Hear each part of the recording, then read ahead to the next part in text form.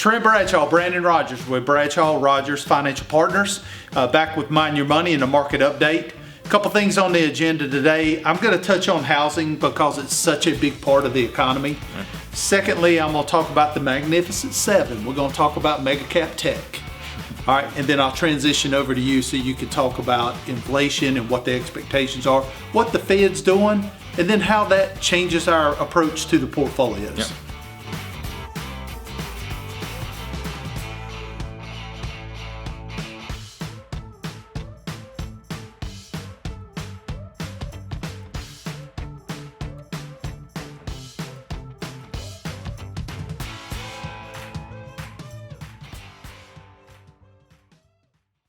All right, first chart, we're going to jump right in.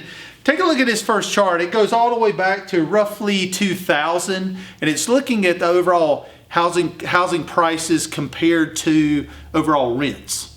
And when you look at this overall chart, what you'll see is we had a big disparity in the 2007-2008 timeframe, where you had a gap of about 50%, and you saw that the prices corrected back to the norm. So they pretty much trend on the same line as far as rents versus mortgages and what mortgage rate or mortgage payments would be.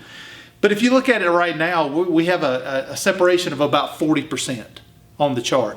Does that mean we're at a top and all of a sudden now we're going to see a major correction in housing prices? Not necessarily, but it's definitely something that's got our attention, and we're going to continue to watch that.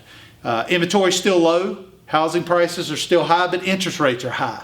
So it's becoming more and more challenging to get those mortgages. And again, renting may be the right move right now for a lot of people in the economy. Mm-hmm. So next chart I want to jump into, I want to talk about the Magnificent Seven.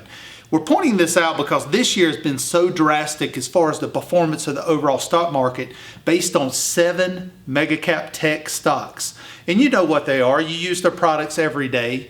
But ultimately, the market capitalization got to a high of about 28-29% back in 2021. We saw a correction in 2022, pretty significant, 35-40%.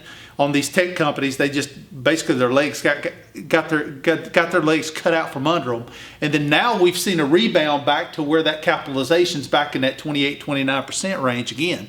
So does that mean we're going to double top here and maybe have a correction moving forward? Don't know, but again, this is another reason why we've got that protection in the portfolio. We'll talk a little bit about that.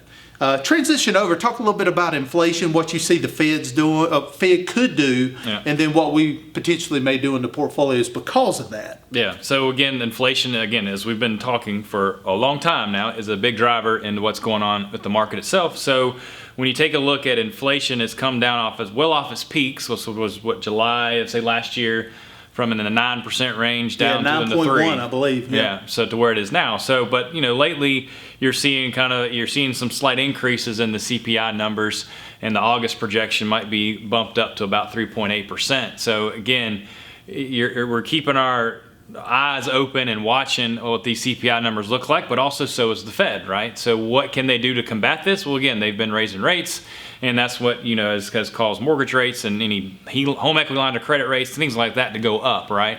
And then you've got your inflation that you see it and they experience it every day as well. So they're trying to curb that, and they're trying to do that with rate hikes. So they do this at Fed meetings, right?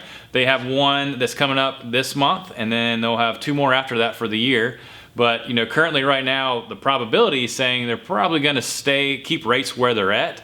Again, I think the Fed's done a good job of bringing the inflation down, but they really are paying close attention for it to potentially, as it does slowly rise back up. It almost seems like we're getting into a new norm where the Fed's target is to have 2% inflation on a year-to-year basis, but we're kind of in that 3.5 to 4.5 range. So I think the Fed's being patient. Maybe that's our new target. I don't know from that standpoint. That's what I think. Yeah, I mean, I know everybody wants to get it down to that 2 range, but again, I think 3 is realistic. I think 3 is the norm. Yeah, we're getting back to the normal range then. Yeah. So again, that's something that we're looking at So what the probability looks like now is that they're probably just going to hold tight for the rest of this year. But again, they've always been very clear about being very transparent and interpreting the data when the time comes. So again, we'll just pay close attention to that. So with all this stuff, not trying to be negative Nellies or anything, but again, these are just things that we're seeing out there to be cautious, right? And this is why we have a lot of some type of protection or buffered type products inside the Fidelity side of the accounts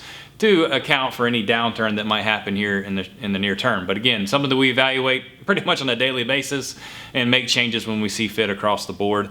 But again, just want to let you know, those are some of the things we're seeing. That's what we're paying attention to, and we'll make sure we keep everybody up to date. But again, if you've got any questions whatsoever, concerns, give us a call, email us. Make sure you subscribe to the videos so you can really get this information that's up to date.